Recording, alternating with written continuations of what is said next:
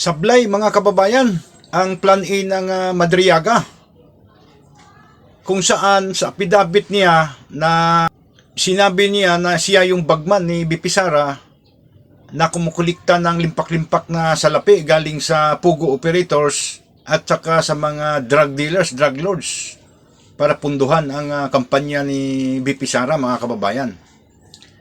Idinawit niya ang dalawang dating mga opisyal ng Office of the Vice President, Lieutenant Nolasco, dati itong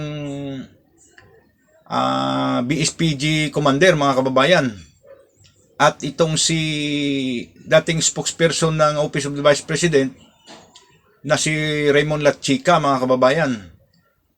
Idinawit din sila nito ni Madriaga na umano'y katuwang niya umano sa mga gawaing pagkukulikta ng mga pundo galing sa Pugo operators at saka sa mga drug lords para sa kampanya ni BP Sara mga kababayan.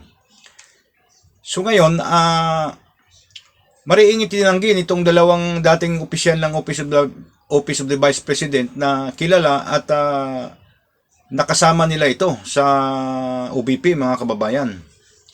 Mariin ding tinatanggi ng mga dating mga PSG commanders na sina General Nimbra at saka General Kabangbang na hindi din daw nila kilala ito, si Madriaga, sa intelligence operations mga kababayan. So sablay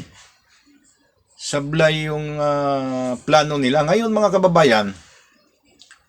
Itong Plan B nila ngayon ay umano'y humingi ito si Madriaga ng tulong. Nagsulat si Madriaga kay Congresswoman Leila de Lima na umano'y magpapatulong siya gawa ng iniipit or ginigipit daw siya sa loob ng Camp Bagong Diwa mga kababayan. Umano'y mayroong tangkang patahimikin siya o ilikida siya sa loob ng piitan mga kababayan. So marami siyang mga dahilan na magpapatulong kay Congresswoman Leila de Lima mga kababayan. So ito na naman yung pangalawang plano. So Mr. Madriaga, ayusin nyo naman yung script ninyo. Mukhang sablay eh. Itong pangalawang plano ninyo, gawan nyo ng paraan na mapatulog ninyo ang mga gising na kaisipan. Huwag yung mga script na hindi ka panipaniwala.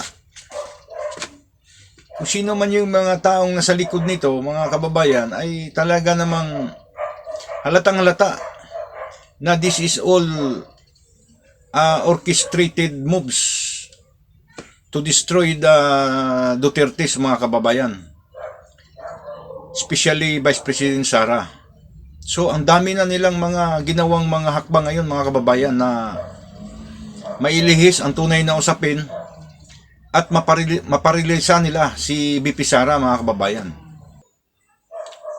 Huwag tayong bibitiw at palagi nating subaybayan itong mga pangyayaring naganap ngayon sa ating bansa mga kababayan.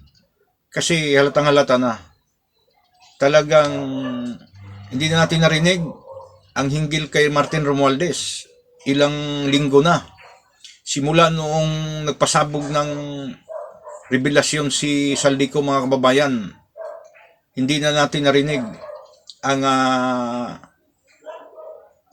kalagayan at status ng pagkadawit ni Martin Romualdez dito sa anomalyang flood control mga kababayan. So hindi natin bibitawan ito.